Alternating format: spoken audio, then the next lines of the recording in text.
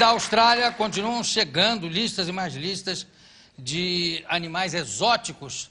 A gente não tinha nem consciência de que haviam tantos animais exóticos espalhados pelo mundo, e eles continuam pesquisando e descobriram agora a sapa de botina da Flórida, também conhecida como sapatão, o louva-a-Deus ateu do Himalaia, a zebra com listras em braille da Escandinávia,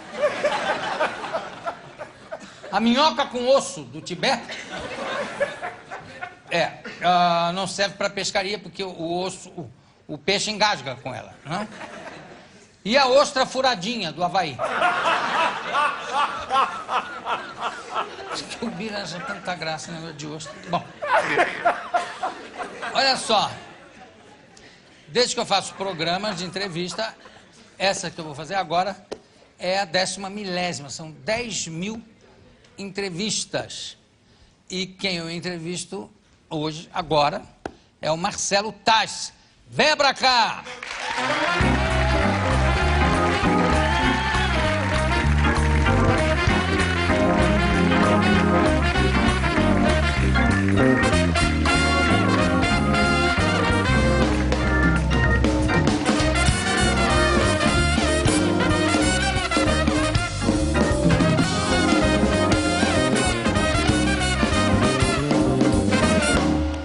Marcelo Tass. Uau! Tudo bom? Jô, que honra e que eletricidade que é estar sentado aqui, Jô. Imagina, que é isso? Não porque é 10.000, não. É porque é mais estar aqui, ser mais uma entrevista do seu programa. E eu queria, se você me permite, é tão legal chegar aqui, ver a elegância das pessoas com quem você trabalha. E eu vi uma cena que eu achei uma loucura. Tem um caboman do seu programa... todos, aquela eletricidade vai crescendo, e tem um caboman que se benzeu na hora de começar o programa, assim, como se fosse um jogador da seleção, que entrando para a final, que é aquele rapaz que está ali, ó. Olha que bonitinho, ó. Agora emocionou. Coisa mais linda, cara. Muito É legal. Esse é o nosso verdadeiro Seu Madruga. É o nosso Seu Madruga. Ô, Jô, muito você estava querido. falando de sexo, é tão legal ver as pessoas trabalhando com prazer, né? Com vontade. Agora, infelizmente, tem um cara na plateia, que é um brasileiro que sofreu muito, que eu conheci aqui antes de você chegar. Um cara que carregou um fardo pesadíssimo, que é o pai do Derico que está lá. Sabia dessa? Ele chegou vivo ao 10.000, Jô. Olha só. Eu não sabia que ele estava aí, porque quando ele vem, ele se esconde. Exatamente para não passar pela vergonha de dizerem que ele é pai do Derico. Parabéns pela sua paciência. E parabéns para Dona Mercedes também. Obrigado. Que é a mãe do Derico. Obrigado. Minha mãe também chamava Mercedes. Você vê que coisa, tem nada a ver uma coisa com a outra, mas enfim. Mas olha, Marcelo, que maravilha, você não quer continuar conduzindo? Tá tão legal isso. Querido, imagina. Tá tão bonitinho. Você sabe, pra mim tem uma coisa inesquecível, é o Ernesto Varela entrevistando o Aureliano Chaves. Certo. Ele assim, porque em época de candidato, em época de eleição, ele viu o microfone, ele chegava e respondia. E a primeira pergunta que você fez para ele é a seguinte: o senhor é fã de heavy metal? Sim, sim, sou. Claro, fã de tudo. Claro, ele gosta de tudo. Ele era vice-presidente do Brasil naquele dia, né? Ele era vice-presidente. A gente estava ali naquele período brabo, né? E ele ligado, né? Muito. Sim, o quê? Sou fã. Do heavy metal. Também, gosto muito dele. Qualquer coisa. Como é que surgiu a ideia de fazer o Ernesto Varela? Olha, eu me encontrei com uma turma de garotos, né? Cada um fazendo uma faculdade diferente ali na USP. E todo mundo gostava de fazer de tudo, assim. Câmera, edição, escrever e tal. A única coisa que ninguém gostava era de aparecer na frente da câmera. Olha que loucura. Então, a gente ficava se revezando, que nem na pelada, ninguém quer ficar no gol, né? Ficava se revezando. E um dia, quando eu fui para frente da câmera, para disfarçar a timidez e tal, eu peguei, botei um óculos, enfim, comecei a fazer um outro tipo, assim, comecei a falar de um outro jeito e tal. E o pessoal acreditou que eu era repórter, que o meu nome era Ernesto Varela, e vamos testar esse negócio com entrevista coletiva e tal. Começamos a se meter em entrevistas coletivas. Não, e era muito engraçado. Qual é o repórter? Bem Qual é o seu nome, feito. Ernesto Varela? A gente quer mostrar umas aqui, olha, imagens da década de 80, se não me falha a memória. Solta, por favor. Estamos aqui com o senhor Nabi Abi Chedi. Senhor Nabi, o senhor é brasileiro? Sou brasileiro, não resta a menor dúvida. Nelson, atrás do que os pilotos de Fórmula 1 estão correndo? Atrás da grana, meu amigo. Atrás da grana. Nós, brasileiros, com vocês, são responsáveis pelo desvirtuamento das coisas. Vamos falar de futebol. Nós não estamos falando de política. Eu não falo em política aqui. Agora, Só no Brasil, a hora que voltar. Estou numa missão. Eu sou um homem consciente da minha eu não responsabilidade. quero discutir com o senhor, eu só quero Estou colher. discutindo com você. Acontece que as suas perguntas são cretinas. Doutora Leiliane, o senhor gosta de som heavy metal? Hein? Som heavy metal? Hein? Som heavy metal?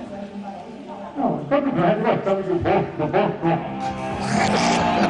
Você é um daqueles maus brasileiros que prestam mau serviço à seleção brasileira. Será que eu sou mal brasileiro, Valdeci? Eu acho que você é. O expediente aqui é muito duro, senhores telespectadores. Não é brincadeira, não. Eu acho que você é com as perguntas cretinas que você está Então, fazendo. uma pergunta futebolística para terminar a entrevista. Futebolista eu te dou, com todo prazer. Qual é a sua próxima jogada? Eu não jogo, eu trabalho. A jogada é a sua, numa mente obscura. Obrigado pela entrevista. Até logo.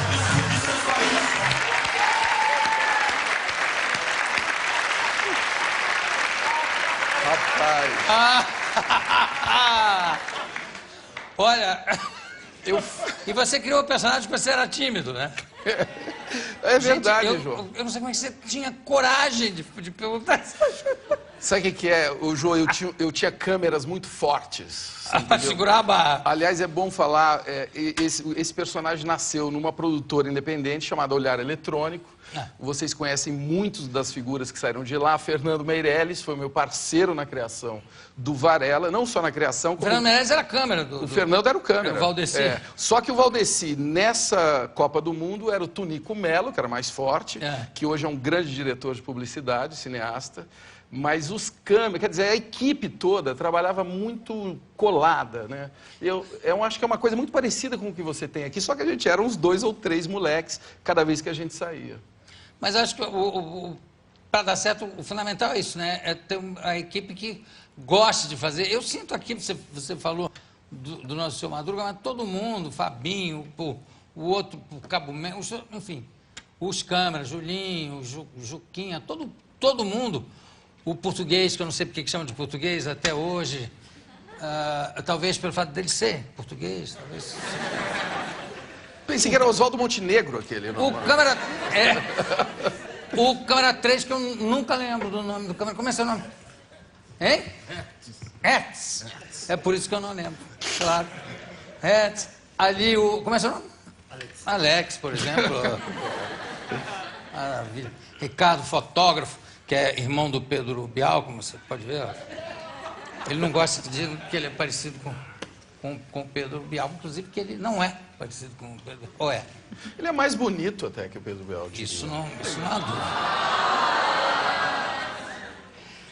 O Johnny Boy ali do som, que talvez o melhor sonoplasta que nós temos aqui, apesar de ser surdo. Ele não escuta nada do que está fazendo.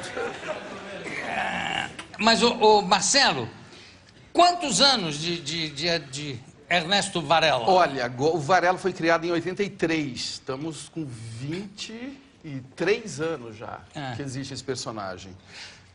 Você não, por exemplo, o negócio do Abi aí, do Abi Chedid, a última pergunta que você faz, em nenhum momento você imaginou que ele pudesse te revidar com um soco direto? Essa foi a entrevista que a gente chegou mais perto, vamos dizer assim, de uma contenda física, digamos assim. Mas você sabe que o Varela tem um negócio que eu acho bem legal. não é agressiva, assim. Se você for ver as perguntas que eu fiz ali, até as perguntas para os meus, para político, que geralmente são mais incisivas, tais, não tem deslealdade, eu acho, no Varela. Não, o Varela é não, ingênuo, claro que né? não. O cara Claro que que quer não. saber, ele tá em busca daquilo, né? Eu acho pergunta absolutamente perguntas singela. Eu acho que é pergunta que o telespectador queria fazer, sabe? E com o Maluf, você chegou a fazer várias perguntas. Pois é, o Maluf é o cara que eu mais entrevistei até hoje. A gente tem no ponto aqui, vamos ver. Nós vamos lá entregar o bolo, que como vocês sabem, essa semana foi aniversário dele, né? Então o bolo vai servir para o começo, para adoçar a nossa conversa. Vamos lá, vamos se ver aqui. Senhor, por favor, deputado. É um presente do repórter Ernesto Varela. O senhor pode comer, que eu garanto que não está envenenado. Tá bom? Deputado, nem me corre, Cruzeiro, tá difícil. Cruzeiro, então eu vou ser sincero, eu não sou repórter político. Eu estive aqui hoje em Brasília e percebi que muitas pessoas não gostam do senhor, muitas pessoas dizem que o senhor é corrupto, o senhor é ladrão. É verdade isso, deputado?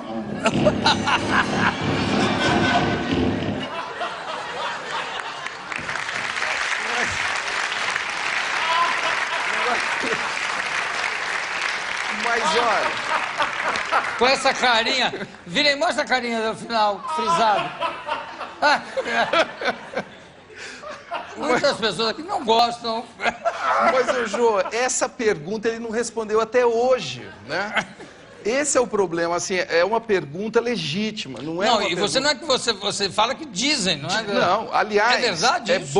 é bom que até para jornalisticamente os fatos ficarem claros, naquele dia ele tinha sido acusado de ladrão pelo ACM, pelo Antônio Carlos Magalhães, naquele dia, por isso que eu fiz a pergunta. Eles estavam naquela disputa, ele queria ser candidato a presidente, o ACM não era do Foi time no dele. dia que o ACM também chamou ele, no dia que chamou ele de corrupto, no Jornal Nacional, inclusive, né? Exatamente. E na hora da coletiva, ninguém perguntou isso para ele, né? Eu falei, pô, ninguém vai perguntar isso para ele. Aí fui lá e perguntei. Ele virou e foi... Ele não quis responder, né? Aí até hoje ele... Mas você depois disso voltou a entrevistá-lo? Muitas vezes. Aliás, é bom que eu diga, até para fazer justiça ao Maluf, ele nunca me recusou uma entrevista, e são sempre muito boas as entrevistas. Já teve entrevista, obviamente, que não aconteceu nada disso daí, que a gente teve apenas um colóquio, uma conversa muito civilizada eu e tal. imagino. E ele sempre me recebeu bem, já entrevistei a dona Silvia Maluf também. Mas olha, político nunca deixa de atender, quando vê uma câmera... Tem político que foge, hein, Jô? Tem político que foge. Eu acho que é legal falar isso. Mesmo estando em campanha? Mesmo estando em campanha. Eu acho que, aliás, você vê que tem político que não vai a debate, tem político que não, você entendeu, que foge de dar entrevistas. Não vai a debate quando está na frente das pesquisas. Mas tá atrás... Mas para dar entrevistas, né? Você vê que tem político que evita entrevistas, né? Você já viu um show americano sobre política de um sujeito chamado John... Não me lembro o sobrenome agora. Jon Stewart. Jon Stewart. The Daily Show. The Daily Show, você já viu? Esse cara é sensacional. Bom, eu vi Esse uns cara é DVDs sensacional. durante a campanha para presidente, ele na convenção, primeiro dos republicanos, depois dos democratas. Ele apresentou o Oscar esse ano. Esse cara é um super comediante. Agora, e tinha um cara ao lado dele, ele começou a observar que todos os caras que iam lá falar durante a convenção, diziam assim, porque eu vim de uma origem humilde, o meu pai era motorista de caminhão de entregar leite. Aí o outro falou, meu pai, até que um chegou e ele disse assim, esse aqui bate todos, disse assim, meu pai era pastor de cabras na Grécia. Aí ele pergunta para um outro que também é engraçadíssimo, tem uma cara de pau, diz assim, escuta, o que você acha dos políticos falarem das suas origens humildes para angariar votos? Aí ele fala, não, John, eu me espanto de você reclamar disso, porque eu acho isso muito bonito. Você vê, o meu avô trabalhava com mineração de cocô durante muitos anos. Eu mesmo deixei de trabalhar com mineração de cocô, porque eu pude viajar para pegar essa profissão, senão eu estaria até hoje trabalhando como mineiro de cocô, que é uma vida muito difícil, porque você mergulha naquele buraco e vai cavando dentro do cocô, e cavando. A sério! E os políticos dizem também qualquer barbaridade para poder aparecer. Mas o que é fascinante, eu acho, em fazer documentário, porque o Varela são documentários que a gente, né, faz, é que a realidade é sempre maior que a nossa imaginação. Né? Por mais que a gente tenha roteiristas sensacionais e tal, na hora que você chega em Serra Pelada, na hora que você chega na esquina, na hora que você consegue encaixar uma pergunta para uma dessas situações absurdas que a gente vive no Brasil, é muito maior do que você esperava. É uma loucura, né? Agora, difícil é você captar essa realidade, né? A gente Bom, Serra Pelada Serra Pelada você a gente teve lá. E o que é que mais te surpreendeu lá? Bom, 40 mil homens dentro de um buraco, né? Só homem. Não é cocô, mas é praticamente, né?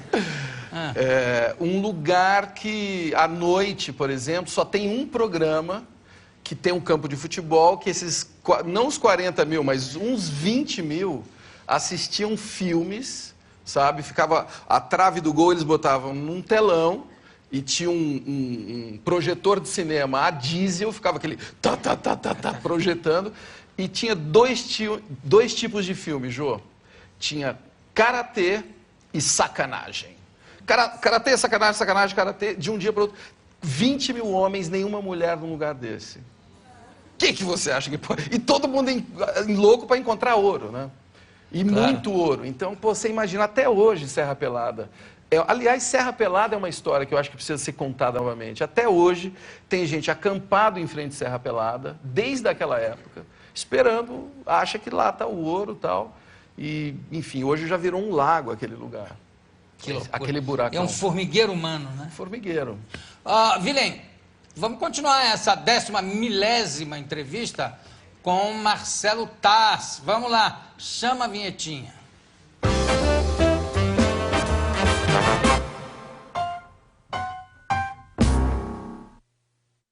A Casa das 7 Mulheres. Voz BC não está sozinho. Eu e meus companheiros faremos tudo para libertá-lo. A vida do líder da Revolução Farroupilha está correndo um grande perigo dentro da cadeia. Bento Gonçalves não pode servir de Salvador. Nesta quinta, depois de A Grande Família, A Casa das 7 Mulheres. 1, 2, 3, 4 dias para você ligar e fazer a sua doação para o Criança Esperança. Não dá mais para esperar. Vamos fazer uma grande corrente e ajudar a transformar vidas. Só faltam 4 dias. Ligue! Faça a sua doação. 0500 2006 007 para doar R$7. 0500 2006 015 para doar R$15. 0500 2006 030 para doar R$30. Criança Esperança, um projeto Rede Globo em parceria com a Unesco. Competir é essencial ao país, às organizações e, acima de tudo, às pessoas. A competição exige transformação.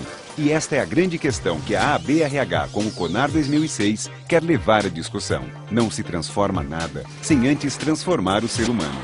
Participe do maior e melhor congresso sobre gestão de pessoas da América Latina. De 22 a 25 de agosto, no Transamérica Expo Center. Patrocínio Hospital Sírio-Libanês. A nossa missão é ajudar você a continuar a sua.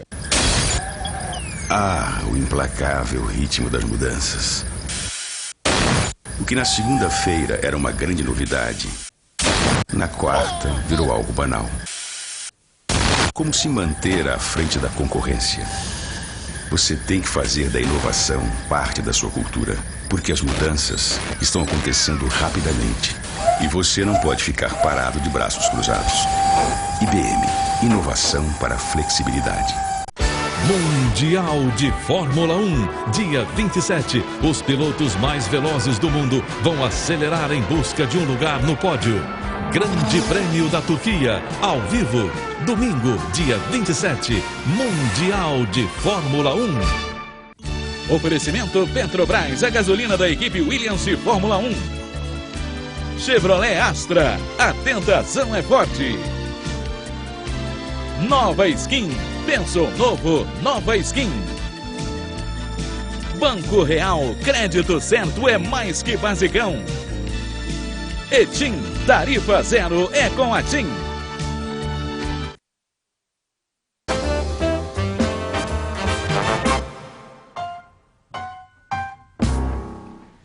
10.000 entrevistas e a gente está só começando, hein? Aguardem. Do meu lado, Marcelo Taz. Você tem um currículo muito acidentado? Um currículo bem acidentado. Conta pra gente como é que é. Eu nasci numa cidade do interior de São Paulo, uma cidade linda, bem pequena, chamada Ituverava, quase na divisa com Minas, né? Depois de Ribeirão Preto, lá em cima. E aí, quer dizer, eu morava muito longe, né, de tudo, né? Naquela época não tinha nem estrada boa para chegar em São Paulo e tal. Então tava descobrindo um jeito de sair de lá, né? Sim. E com 15 anos, os meus colegas lá fizeram um exame para aeronáutica. E aí a ideia que eu tinha da vida militar era do recruta zero. Não tinha a menor ideia se a diferença de um sargento com um coronel e tal, mas fui com eles, a viagem era muito divertida e tal. Eu fui o único cara que passou, virei cadete da aeronáutica. Dos 15 aos 18 anos, cadete... eu ia ser piloto de caça, fiz toda a formação para ser piloto e tal. Deixa eu ver, tem uma foto sua aqui de piloto, de cadete, eu acho. Cadê? Tá lá, ó. Olha que coisa. Tão magrinho, tão cabeludinho. Bonitinho. O cara que está do meu lado é o Miguel, que, enfim... são o Miguel é o quê? É soldado, sargento? O Miguel hoje... Oficial? Não. Os meus amigos hoje são coronéis. São coronéis. Quer dizer, o Miguel hoje é coronel Miguel? O Miguel hoje trabalha com marinha mercante. Pessoas tomaram rumos muito diversos. Tem muita gente na aeronáutica. O melhor piloto de caça brasileiro que você precisava trazer aqui, que testa jatos. Sabe quando o Brasil vai comprar esses jatos? O Amaral é um cara da minha turma, os caras que trabalham no Ministério das Comunicações. E tem gente, enfim, voando por aí, tem gente para todo canto. E de vez em quando eu cruzo essas figuras, porque na internet, né, agora tem esses grupos, fóruns, etc e tal. Mas, enfim, passei uma temporada como cadete. Quer dizer, você chegou a aprender a pilotar ou... Eu tive toda a parte teórica, eu viajava muito pelo Brasil, porque quando você a gente tinha status de oficial, né? Sim. Aquele uniforme ali, quando você tem uma patente no ombro, tal, status de oficial. Então, a gente podia viajar de carona, podia não, era proibido, mas a gente viajava de carona no final de ano, nas férias. Você vai para o aeroporto e fica pegando carona, que nem você pega na estrada. E aí, pô, eu conheci o Brasil inteiro, Jô. Dos 15 aos 18, eu conheci o Brasil de norte a sul, assim, Manaus, o sul, norte... Mas na prática você não chegou a pilotar? Então, aí você viaja nesses aviões muito... Enfim, você viaja no avião que aparecer na hora. Claro. E aí você aprende muito, porque às vezes você tem que pegar uns aviõezinhos que... Entendeu? Você vai sentado junto com o piloto. Na aeronáutica tem uma coisa de companheirismo muito bacana, assim. Sim, mas você não está querendo responder, você está parecendo... Não. Está parecendo ali, Estou parecendo o Aureliano. Eu estou me sentindo aqui o Ernesto Varela entrevistando o Aureliano. Você pilotou avião mesmo? Pousou, decolou e pousou? Não, eu voei de asa delta, pronto. Eu voei de asa delta. Já é alguma coisa. Eu não voei, eu não tirei brevet, mas eu ainda quero tirar. Eu saí um pouco antes da escola da AFA, Academia da Força Aérea, que é em Pirassununga, e vim para São Paulo, aí que vem o acidentado, vim para São Paulo e entrei na Poli, na Escola Politécnica, para ser engenheiro. Tem alguém da Poli aí? Não, ninguém. Isso é muito boa essa reação. Poli, tem alguém? Não. E aí, entrou na Poli? Entrei na Poli e ia ser engenheiro, né? A Poli é uma faculdade bem puxada e tal. É mesmo. E dei a sorte de encontrar lá um jornalzinho anarquista e virei o editor desse jornal. É muito puxada a Poli, né? Extremamente puxada. Por isso que o pessoal fez... Eu deve ser por isso. Não conseguiram, eles tentaram. Mas, ó, e aí você foi ser jornalista? Virei o editor desse jornal, eu ia para a Poli praticamente para trabalhar, é um jornal de humor, anarquista, né? Que não era contra aquela época esquerda, direita, tal, o dinheiro vinha do pessoal da esquerda, a gente era anarquista, não seguia... Qual era o nome do jornal? Civil, porque era da Civil, né? Civil. E esse jornal existe até hoje. Havia uma intenção... Trocadilhesca aí também. Exatamente. Com Civil. Civil. Muito ruim, aliás. Bem ruim. Mas o jornal era muito bom. O jornal era excelente. Aliás, jornal com uma super tiragem, super diferente desses jornais, enfim, que geralmente não tem grana e tal. Bom, seria quase que um avô, um pai do Pasquim, com o espírito, eu digo. Totalmente, um jornal bem anarquista. Aliás, depois que eu conheci os garotos do Caceta, eles foram engenheiros e tinham um jornal também, que aliás o Caceta era um jornal desse tipo de uma faculdade de engenharia. Vai ver que a gente tem que ser engenheiro em alguma parte da vida, mas enfim. E você chegou a se formar em engenharia? Eu cheguei a me formar, mas eu já estava trabalhando com televisão e teatro. Aí comecei a fazer tudo ao mesmo tempo. Quando eu gostei do jornal, passei para a ECA, fiz VECA e... Olha aí. Agora sim. Você tá vendo? É o pessoal da... Eu pensei que era o pessoal do professor Tibúrcio que estava ali. Porque você sabe que tem gente que não conhece o Varela, mas qualquer lugar que eu vou, eu chego e falo, alô, classe. E eles fazem assim. Tá vendo? Desde criança. Desde criancinha. Mas, Anfã... O fato de você, ao mesmo tempo, estar fazendo... televisão e jornal, etc., impediu que você chegasse a fazer alguma coisa como engenheiro, né? Totalmente. Graças a Deus. Você pode ficar tranquilo. Posso continuar andando aqui? Você pode continuar bem tranquilo. Na verdade, eu saí da Poli para fazer teatro com Antunes Filho. Eu fiquei 2 anos com Antunes. Aliás, eu considero, assim, foi minha iniciação artística total, assim, um grande mestre e tal. Você está com um espetáculo que eu pretendo ver que é lindíssimo. Sensacional. Né? A Pedra do Reino, aliás... A Pedra do Reino. Foi o espetáculo que a gente estava ensaiando em 82, quando eu estava lá. O Suassuna ficou 25 anos... para deixar o Antunes fazer esse espetáculo e parece que está sensacional mesmo, no Sesc Consolação. Mas, enfim, aí fiquei no Antunes e lá essa história de... O teatro me pegou, assim, aí falei, pô... Antunes, quantos anos você ficou? Eu fiquei quase 2 anos no Então, uma Antunes. foto sua no Antunes, eu acho. Cadê? Ai, meu Deus. Vale, que beleza. Não é exatamente no Antunes... Essa época não é Antunes aqui? Não é, isso daí a gente chamava expressão corporal, você lembra disso? Lembro, claro. Aquele desbunde, isso daí foi um grupo da Regina Faria, um grupo de dança, aquela coisa experimental. Dá para identificar as outras pessoas? Ah, eu não sei se eu devo, mas eu conheço todas elas. Ali atrás está a Valéria, do lado esquerdo está... Quem é que você está tapando? Eu estou tapando o Jeremias, que é uma grande figura, aliás, jornalista também, o Jeremias. E a moça que está à sua esquerda? A Lili. Ai, quase que eu esqueci o nome da Lili. A Lili continuou com artes cênicas e tal. É uma sunga, né, japonesa? É um tapa-sexo. É. Esse dia aí foi o dia que o meu pai veio para São Paulo ver o que eu estava fazendo aqui. Pode tirar. E ele assistiu, cara. Mas qual foi o comentário dele? Ele não fez nenhum comentário, né? Ele ficou, demorou, tomamos uns 3 doses de uísque para ele fazer um comentário. Mas ele gostou. Gostou. Na verdade... Bom exercício de engenharia. Eu queria saber como é que é a história do teleprompter. O teleprompter. Nós fizemos esse documentário do teleprompter aqui na Globo, inclusive. A gente fez uma série de filmes que a gente pegou um teleprompter. Mas o negócio de qualquer pessoa treinada pode virar... Qualquer pessoa pode virar um político. A gente pegou e levou para a rua, para ver se dava para fazer político na rua. Vamos mostrar o vídeo aí, a gente conversa a respeito. Pode soltar, por favor. Tem muita coisa que você não vê na sua televisão que existe de verdade. São as coisas que ficam fora do ar. Como o Aécio, o rapaz do microfone, os cabos, os monitores. E vocês nem desconfiam, mas até aqui, entre eu e a câmera, existe este aparelho escondido onde eu estou lendo tudo isso que eu estou falando desde o começo. O nome deste aparelho é teleprompter. Assim como eu estou fazendo agora, a maioria das pessoas que aparecem na TV usam o teleprompter. Os maiores fregueses dessa maquininha são eles, os políticos.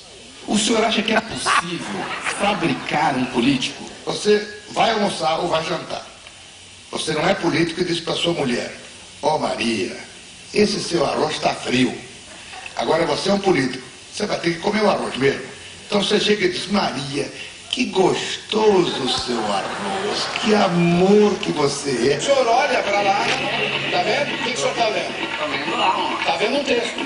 Mas o pessoal que está do lado de lá está vendo a cara do senhor. Meus caros eleitores, confiem em mim. Tudo bem, mas dá para melhorar mais, vocês não acham? O que está precisando assim? Será que está precisando botar uma roupa. Que roupa que você acha que a gente devia usar? Vai. Companheiros, é hora de um projeto de desenvolvimento voltado à nossa gente, gerando empregos e fazendo a reforma agrária. Dentro de mais alguns meses, nós teremos finalmente a inflação. Nós queremos desenvolvimento para o país, nós queremos ser felizes. Para ser feliz, tem que ter emprego. Reforma agrária, reforma tributária e fiscal. Reforma da Previdência. Maravilha. Bravo. Sensacional. Esse filme nunca foi ao ar? Não, a primeira vez. Estreia dele. No programa 10 mil do Jô. Olha, que foi presente. realizado no núcleo do Guel Arraes. E naquele ano, era um ano eleitoral e tinha várias coisas, enfim, que... Como é esse, né? Como é esse, Jô? Olha que coisa. E aí? Mas era o primeiro ano dessa história. Aí o pessoal achou que era melhor deixar pra frente. Que Aliás, bom. eu acho que foi ótimo, eu acho que foi preparado para ser exibido hoje. Eu tô muito emocionado com isso e... E ficou lindo, ficou ótimo, ficou ótimo. Muito legal. E claro, quem é que vai falar sobre o que é o político? O Maluf. E para ele, ser político é mentir para Maria. Seu arroz tá frio, né? O arroz tá muito bom, meu amor, como eu te amo. Isso é... É aquilo que você estava falando, né? Os caras falam, né? Igual você estava falando do Jon Stewart. Os caras, você vai perguntando, as pessoas vão falando. Vão falando, vão abrindo a boca. Vão respondendo, que é o que interessa. Você pratica meditação, né? Como é que é esse negócio de praticar meditação? Olha, Ju, isso tem já um bom tempo. Acho que já tem uns 13 anos. E teve uma... Você conheceu o Vicente Pereira? Conheci, claro. Querido Vicente Adorava Pereira. Dramaturgo brasileiro, simpático. Maravilhoso. O Vicente jogava tarô para muitos artistas, inclusive. Era amigo de várias pessoas. E eu vivia enchendo o saco do Vicente. Falava, Vicente, eu sou um cara muito agitado, por favor, me ajude e tal. Ah, vai. E, enfim, aí um dia ele virou para mim e falou assim, Marcelo, você precisa cantar. E me mandou num lugar para eu cantar. E aí cheguei lá, era um centro de meditação, onde você passa um tempão cantando. E gostei daquele negócio, Jô. Você canta ou medita? Você canta, né, para acalmar a mente. Você canta, você fica cantando. É parecido com o que a gente faz aqui antes de começar o programa. Você fica ouvindo uma música e depois você passa um tempo tentando focar só na sua respiração. É uma coisa bem difícil, né? Porque a gente fica com a cabeça o dia inteiro assim, pulando de um pensamento para outro, o que eu vou fazer agora? Ai, meu Deus, o que eu faço, né? Então você desliga totalmente ou não? Você não desliga, não. Você liga, né? Você liga a sua atenção na sua respiração. E a sua única intenção é acalmar a mente, que é uma coisa bastante difícil, né? Então você se concentra na respiração e, enfim, às vezes você consegue por alguns segundos, tem gente que fica alguns minutos, e aí você precisa de ter uma técnica de mestres, né? E eu acho que eu tive a felicidade de encontrar esses mestres, né? E aí esse centro foi um lugar que eu comecei a ir de vez em quando, tal. E aí um dia eu me animei e fui no centro onde fica mesmo essa mestra dessa linhagem, que é uma linhagem hinduísta. Aonde é? Ela fica, hoje em dia, ela tem uma sede nos Estados Unidos, no estado de Nova York, numa montanha, um lugar muito lindo. Mas tem vários lugares do mundo, assim. No Brasil tem 3 cidades que têm centros. Mas me explica uma tipo coisa, por que é que começa cantando? Sempre começa cantando? Quase sempre. Porque o canto faz a gente fica o dia inteiro, a gente passa, na verdade, às vezes a vida inteira, preocupado com o que aconteceu. Sim. Ou ansioso com o que vai acontecer, né? Você fica ou no passado ou no futuro, não é isso? E qual é o único lugar que você não está? No presente. Que é o único objetivo da meditação. Fazer você chegar a esse momento.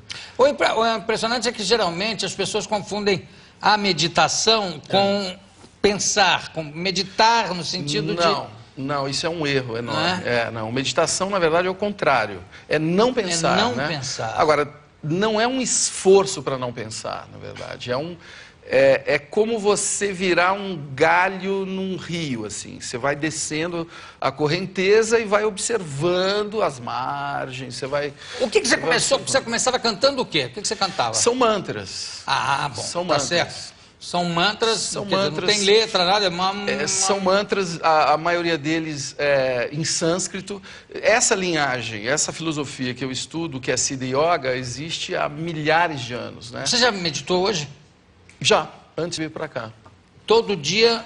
Agora, meditar é uma coisa que você consegue fazer dentro do táxi, você consegue fazer, qualquer lugar. Né, dentro do ônibus. Viagem de avião. Exatamente. Ou mesmo, enfim...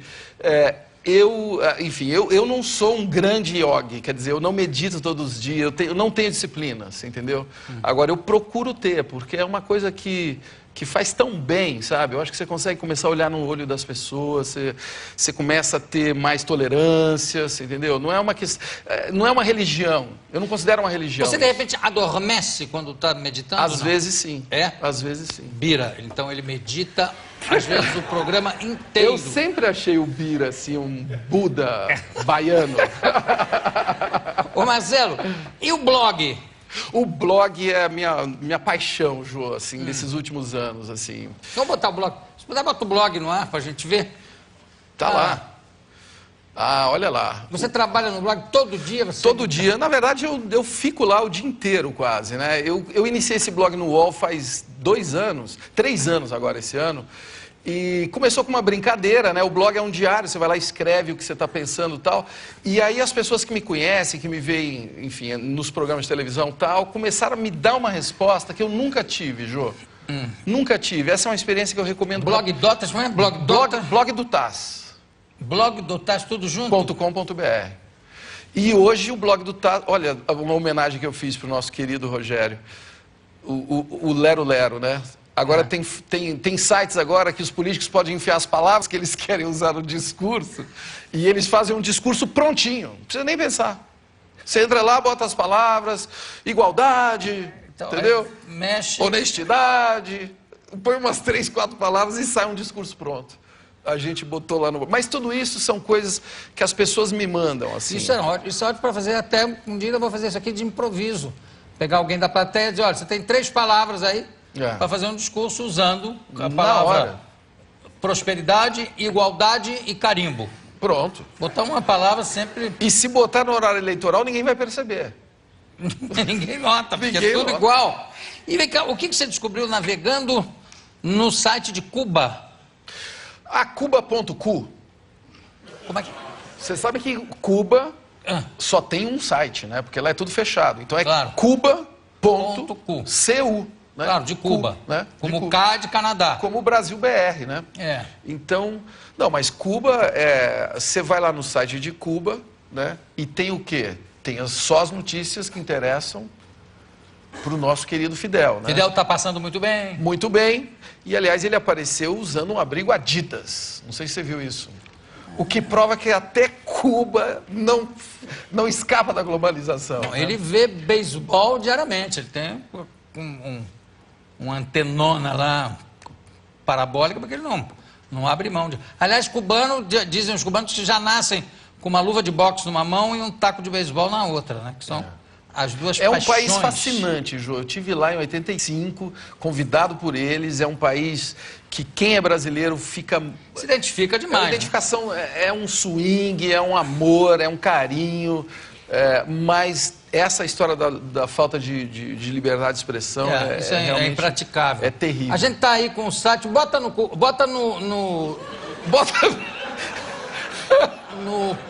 ponto .cu, enfim, bota no site de Cuba. Cadê? Tá lá, esse é o Cuba.cu, olha lá, tá escrito lá em cima. Que absurdo que eu falei, meu Deus do céu. E o que você descobriu aí de interessantíssimo? Além do título.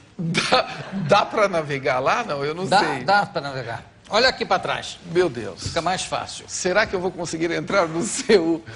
Olha lá, Fidel é o primeiro link ali, ó. Esse aqui, Fidel. Tá aí. Eu não vou conseguir ler esta letra. A letra está embaralhadinha. Não dá para diminuir um pouco, cá, em vez de deixar? Não, né? Mas o que tinha? A fotografia dele? Eu não sei se dá, Jô. Mas era nessa primeira? Não, eles já mexeram no site. Já tiraram, Fidel Castro? Já tiraram Ô, Caio, tenta bater na primeira notícia ali, ver se... Não, descendo.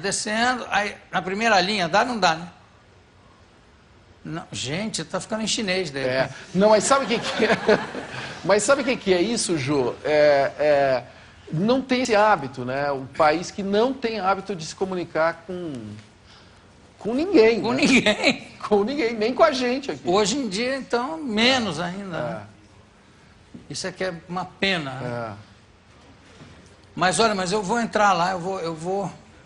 Você vai entrar onde? Pesquisar, gostei. Você vai entrar onde, João? Cuba, hein? Você vai entrar onde?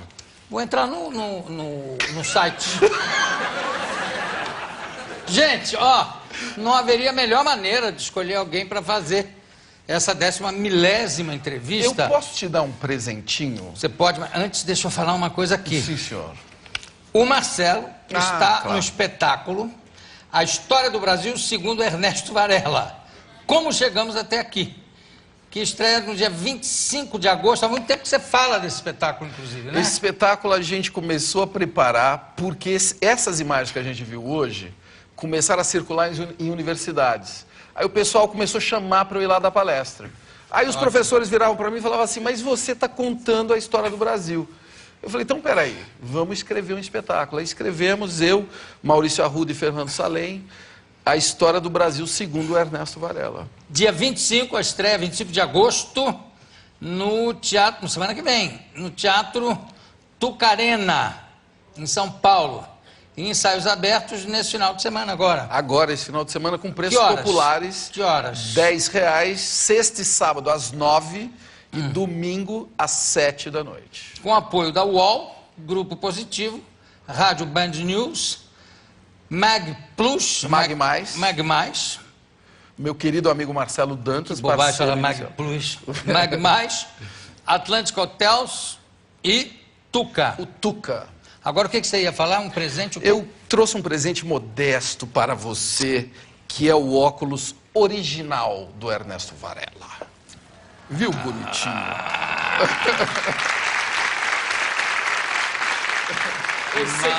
Maravilha. Adoro. Vou botar lente ainda essa semana. Para a semana que vem, ao comemorar 18 anos de entrevistas, eu botar aqui no ar o óculos do Ernesto Varela. Ernesto Varela e Marcelo Taz, muito obrigado. Parabéns pelo teu trabalho. Eu que agradeço. Também gostei. Daqui a pouco, se é que eu estou olhando para a câmera certa, daqui a pouco a gente volta.